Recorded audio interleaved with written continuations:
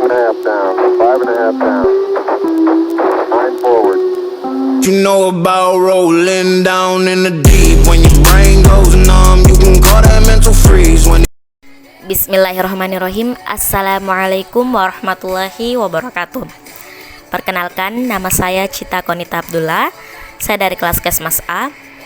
Baik, di sini saya akan mereview kembali dua jurnal, yaitu jurnal pertama adalah jurnal nasional dan jurnal kedua adalah jurnal internasional. Baik, jurnal pertama adalah jurnal nasional dengan judul Hubungan Konsumsi Garam Beriodium dan Zat Goitrogenetik dengan Kejadian Gangguan Akibat Kekurangan Yodium atau GAKI pada anak sekolah dasar. Nah, jurnal ini ditulis oleh Debbie Sukmawardani, Laksmi Widajanti, dan Roni Aruben. Jurnal Kesehatan Masyarakat, volume 6, nomor 4 Agustus 2018. Kemudian, latar belakang. Gangguan akibat kekurangan yodium atau GAKI merupakan salah satu masalah gizi utama di Indonesia. Selain kurang energi protein, kurang vitamin A, anemia gizi besi. Nah, gangguan akibat kekurangan yodium itu dianggap penting karena terkait dengan gangguan perkembangan mental dan kecerdasan yang berpengaruh besar pada kualitas sumber daya manusia di kemudian hari. Masalah GAKI berkaitan erat dengan lingkungan yang miskin zat yodium sehingga mengakibatkan orang yang tinggal di daerah tersebut akan mengalami kekurangan yodium. Setiap penderita GAKI yang bukan gondok dan bukan kreatin mengalami defisit 10 IQ point kecerdasan seseorang. Nah, tujuan dari tulisan jurnal ini adalah untuk menganalisis hubungan antara garam beriodium konsumsi dan zat goitrogenetik dengan kejadian defisiensi yodium gangguan GAKI di areal pertanian pada anak SD Terangmas Kecamatan Undaan Kabupaten Kudus tahun 2017. Kemudian, metode dari penelitian ini adalah explanatory research, yaitu menjelaskan hubungan variabel bebas dengan variabel terikat dengan pengujian hipotesis penelitian. Rancangan penelitian yang digunakan dalam penelitian ini yaitu cross-sectional, yaitu penelitian yang pengukurannya dilakukan hanya satu kali pada satu saat. Populasi yang digunakan dalam penelitian ini adalah semua anak SD Terangmas Kecamatan Undaan Kabupaten Kudus sebanyak 95 anak. Pada penelitian ini, sampel yang digunakan pada anak SD Terangmas Kecamatan Undaan Kabupaten Kudus tahun 2018 yaitu sebanyak 40 anak. Nah, besar sampel didapatkan dari jumlah semua siswa yang ada di kelas 3, 4, dan 5 sekolah dasar. Dengan kriteria inklusi dalam penelitian ini adalah sampel yang bersedia menjadi responden dengan menandatangani surat persetujuan menjadi responden, bertempat tinggal di Desa Terangmas Undaan Kabupaten Kudus, berusia 6-12 tahun. Kemudian hasil penelitian. Nah, data yang dikumpulkan dalam penelitian ini, data GAKI yaitu garam beriodium dalam keluarga, konsumsi sumber yodium makanan dan hasil konsumsi makanan zat. Nah, pertama karakteristik responden. Nah, berdasarkan umur, hasil penelitian diketahui bahwa umur anak yang paling banyak pada kelompok umur 6-10 tahun 52,9%, sedangkan umur 11-15 tahun sebanyak 47,1%. Nah, berdasarkan kelas, responden dalam penelitian ini bahwa siswa kelas 3 sebanyak 40%, kelas 4 sebanyak 35%, dan kelas 5 sebanyak 25%. Berdasarkan jenis kelamin, sebanyak 40 responden pada penelitian ini terdiri dari siswa laki-laki 50% dan siswa perempuan 50%. Nah, konsumsi zat goitrogenetik dalam makanan responden anak sekolah dasar pada penelitian ini paling rendah yaitu 216,7 per hari dan yang paling banyak yaitu 335,68 per hari dengan rata-rata konsumsi 274,8 per hari. Berdasarkan hasil penelitian, dari 40 responden yang menderita gaki, sebanyak 60%, yaitu 24 anak, dan yang tidak menderita gaki sebanyak 40%, yaitu 16 anak. Nah, berdasarkan hasil penelitian, penulis menyarankan bahwa orang tua harus lebih memperhatikan makanan anak-anak mereka yang mereka konsumsi, dan diharapkan dapat meningkatkan pengetahuan tentang gizi dan makanan sehat agar mereka dapat mengetahui dan memberikan informasi yang benar. Kemudian, yang terakhir, kesimpulan. Nah, yang pertama, sebesar 57,5% garam di keluarga yang didapat dari anak sekolah dasar mengandung yodium di bawah rata-rata. Berdasarkan hasil analisis dari 40 responden anak sekolah dasar, didapatkan hasil bahwa 75% konsumsi zat goitrogenetik di atas rata-rata, sedangkan 45% konsumsi zat goitrogenetik di bawah rata-rata. Yang kedua, sebesar 60% termasuk dalam kategori kurang dalam konsumsi sumber yodium dalam makanan, dan 40% termasuk dalam kategori cukup yodium dalam makanan pada anak sekolah dasar. Yang ketiga, sebesar 50% termasuk dalam kategori di atas rata-rata dalam konsumsi zat goitrogenetik dalam makanan, dan 50% termasuk dalam kategori di bawah rata-rata.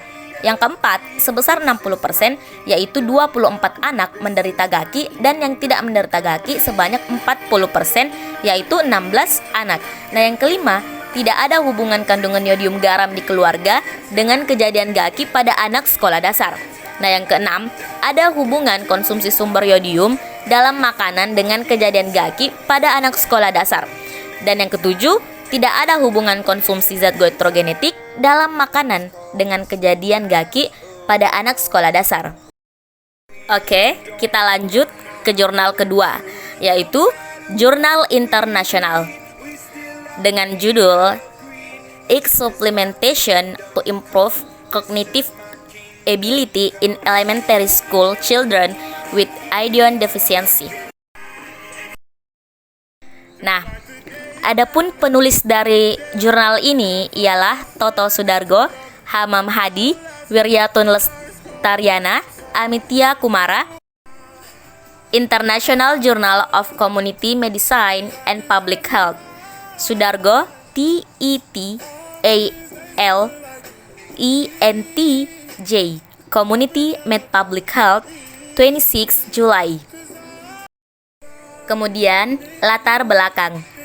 Program untuk mengatasi gangguan akibat kekurangan yodium telah dimulai sejak tahun 1970. Namun prevalensi penderita defisiensi yodium masih relatif tinggi, khususnya di Jawa Tengah. Misalnya, Wonosobo Kabupaten sebanyak 42,3% dan Kabupaten Wonogiri sebanyak 24,1%, sedangkan total anggota gondok di Indonesia adalah 11,1%, yang dimana menurut WHO melaporkan sekitar 2,2 miliar warga negara dunia berisiko menderita gangguan akibat yodium, kekurangan yodium. Nah, karena mereka tinggal di daerah yang kekurangan yodium. 2-4 seorang individu yang menderita gangguan dari kekurangan yodium umumnya memiliki mental rata-rata rendah, low kapasitas, kognitif kemampuan, dana akademik kinerja. 5,6 salah satu kelompok rawan gizi di Indonesia adalah siswa sekolah dasar. Kemudian, tujuan dari penelitian ini adalah untuk mengetahui pengaruh suplementasi telur dengan yodium dan zat besi pada kognitif kemampuan, skor IQ, anak sekolah dasar dengan kekurangan yodium. Adapun metode penelitian ini yaitu penelitian dilaksanakan di daerah endemik kekurangan yodium, Kecamatan Kismantoro, Kabupaten Wonogiri, Jawa Tengah. Nah, ini adalah penelitian eksperimental dengan desain uji coba terkontrol buta ganda acak. Subjek termasuk dalam penelitian ini harus memenuhi kriteria inklusi seperti usia 8-13 tahun, tidak menderita penyakit kronis, menderita kekurangan yodium dengan pembesaran tiroid kelenjar kelas 1, memiliki tanda dari kecerdasan budaya yang adil tes menggunakan tanda batas dengan titik IQ 70 sampai 109. Subjek dikecualikan jika menderita gondok. Kemudian hasil penelitian. Sejumlah 675 anak di IS diperiksa pada kelenjar tiroid dengan metode palpasi. Ditemukan 175 sebanyak 25,92% memenuhi syarat dan sejumlah 109 anak memenuhi kriteria inklusi dan eksklusi dalam penelitian ini. 2 anak menderita penyakit kronis CFET, nilai pada 12 anak lebih dari 109 poin IQ, dan CFET, nilai pada 52 anak kurang dari 70 poin IQ. Setelah pengacakan, 3 anak dalam kelompok B dijatuhkan keluar dari penelitian karena sakit, 1 anak dari kelompok C dipindahkan ke sekolah lain, dan 1 anak dari kelompok D dikeluarkan karena sunat.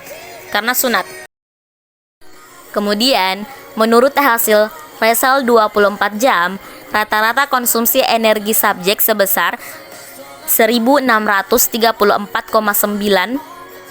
hari. Rata-rata asupan protein adalah 44,5 gram per hari. Yodium konsumsi adalah 110,9 megasain per hari, dengan rata-rata konsumsi zat besi, zinc dan vitamin C adalah 5 mg, 4,5 mg dan 73,9 mg per hari masing-masing. Hasil analisis statistik tidak menunjukkan perbedaan yang signifikan antara kelompok perlakuan untuk energi, protein, yodium, zat besi, dan konsumsi vitamin C. Namun perbedaan menunjukkan dalam konsumsi seng antara kelompok perlakuan, yang dimana ada perbedaan konsumsi seng pada kelompok dengan suplementasi telur tambah besi dan kelompok dengan yodium dan telur suplementasi. Kemudian, sebelum perlakuan, sejumlah 65 subjek 62,5% memiliki kemampuan kognitif rendah, namun tidak ada yang signifikan perbedaan antara kelompok perlakuan di awal perlakuan. Nah, kemampuan kognitif subjek adalah 86,19 lebih 11,30.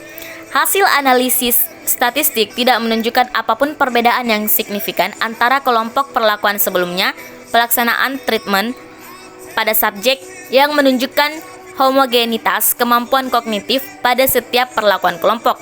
Setelah 4 bulan intervensi, kemampuan kognitif meningkat pada setiap kelompok perlakuan.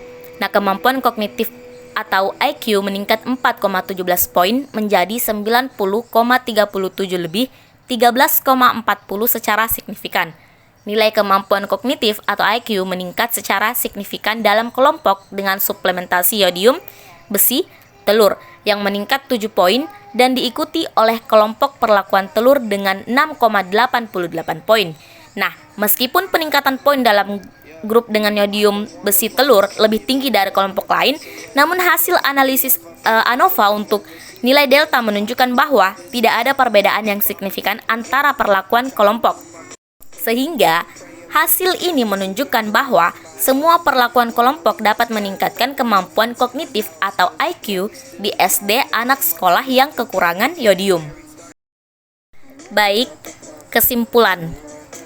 Kesimpulan dari kelompok studi menunjukkan bahwa telur suplementasi dengan atau tanpa yodium dan zat besi kombinasi dapat memberikan efek yang lebih tinggi dalam meningkatkan kemampuan kognitif.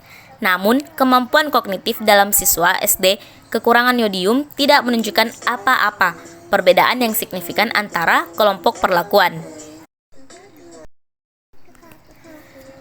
Mungkin itu saja yang dapat saya sampaikan, kurang dan lebihnya mohon dimaafkan karena sesungguhnya kesempurnaan hanyalah milik Allah Subhanahu wa taala. Syukron. Wassalamualaikum warahmatullahi wabarakatuh. 6.5 down, 5.5 down, 9 forward. Good. What you know about rolling down in the deep? When your brain goes numb, you can call that mental freeze. When these people talk too much, put that